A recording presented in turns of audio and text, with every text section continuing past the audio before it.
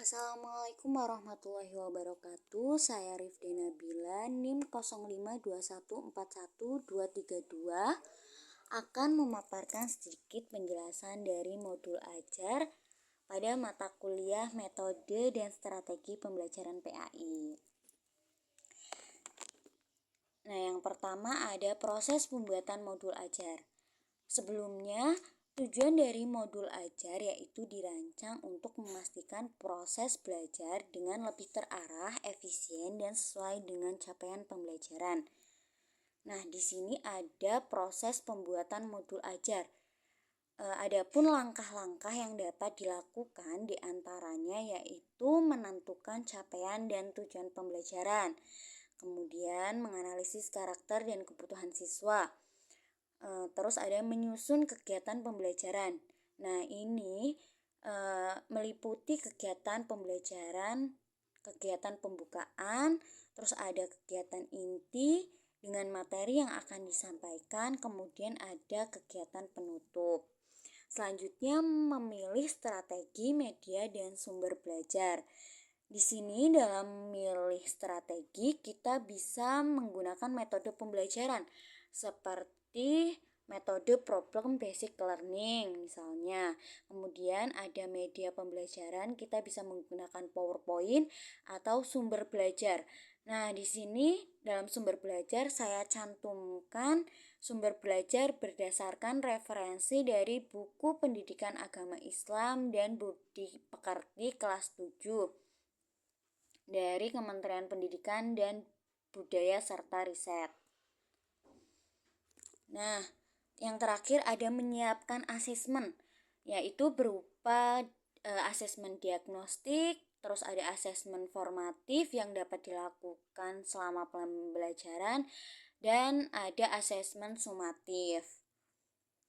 Nah, selanjutnya ada proses pembuatan media pembelajaran, yaitu menetapkan tujuan media. Tujuannya agar dalam menjelaskan materi dengan menggunakan media pembelajaran ini lebih dapat dipahami oleh siswa, lebih mudah dipahami oleh siswa dan menarik perhatian siswa. Kemudian menganalisis materi. Nah, di sini saya cantumkan materi yang akan dibahas dalam pembelajaran dengan menggunakan media PowerPoint. Nah, kemudian ada memilih jenis media dan mengembangkan media pembelajaran. Di sini saya memilih PowerPoint. Kita bisa membuat dengan menggunakan aplikasi Canva. Kemudian dalam pembelajaran kita membutuhkan LCD proyektor serta layar proyektor dalam menggunakan media pembelajaran. Nah, kita dapat menggunakan media dalam pembelajaran. Kemudian ada kelebihan dan kekurangan dari modul ajar. Apa sih kelebihan dari modul ajar ini? Salah satunya yaitu siswa dapat belajar secara aktif, di mana siswa belajar secara mandiri, belajar secara aktif sesuai dengan kecepatan masing-masing. Kemudian materi dan kegiatan sudah tersusun rapi. Kelebihannya yaitu sudah terstruktur, komprehensif, dan sesuai dengan standar kompetensi yang ingin dicapai. Kemudian dapat disesuaikan dengan kebutuhan siswa, di mana kita bisa menggunakan menyampaikan materi dengan berbagai metode ataupun strategi dan media sesuai dengan kebutuhan siswa.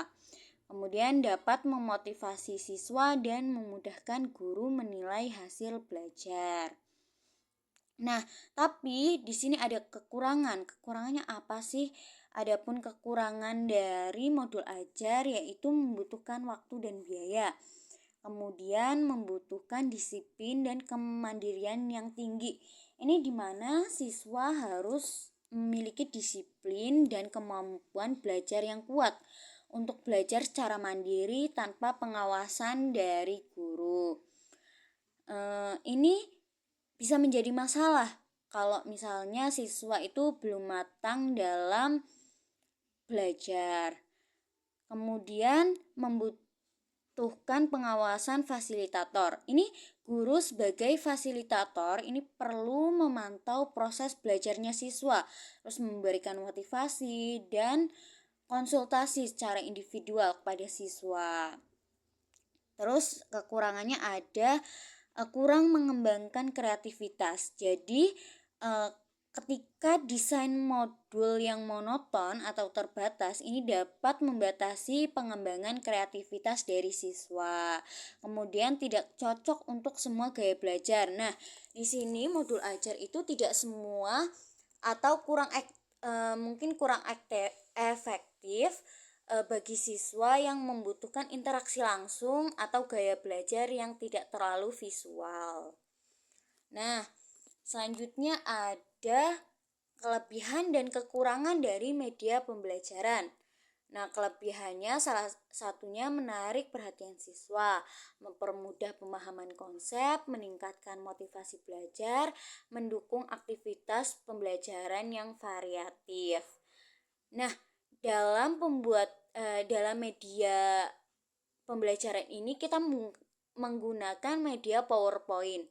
Ini efektif dalam menyampaikan materi secara visual maupun secara visual yang struktur dengan cara yang menarik serta mudah dipahami oleh siswa.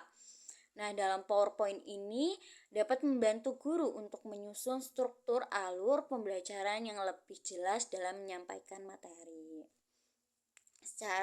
Sehingga pembelajaran menjadi lebih variatif dan berwarna. Kemudian, tapi di sini ada kekurangan dari media pembelajaran. Salah satunya yaitu membutuhkan waktu.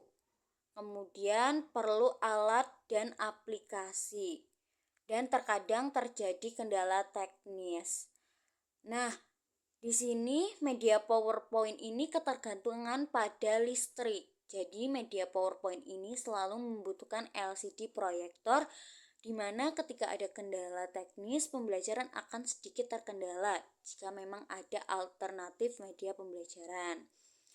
Kemudian di sini bisa membuat siswa kurang fokus jika berlebihan. Nah, jika media PowerPoint ini terlalu banyak teks kecil dalam satu slide ini, kemungkinan siswa akan lebih cenderung untuk membaca atau menyalin, bukan berdiskusi dan berpikir kritis. Nah, itu salah satu kelebihan dan kekurangan media pembelajaran. Nah, sudah selesai, terima kasih. Ini sedikit penjelasan mengenai proses dan pembuatan modul ajar dan media pembelajaran serta kekurangan dan kelebihan dari modul ajar dan media pembelajaran. Terima kasih, mohon maaf apabila ada kesalahan dalam penyampaian. Wassalamualaikum warahmatullahi wabarakatuh.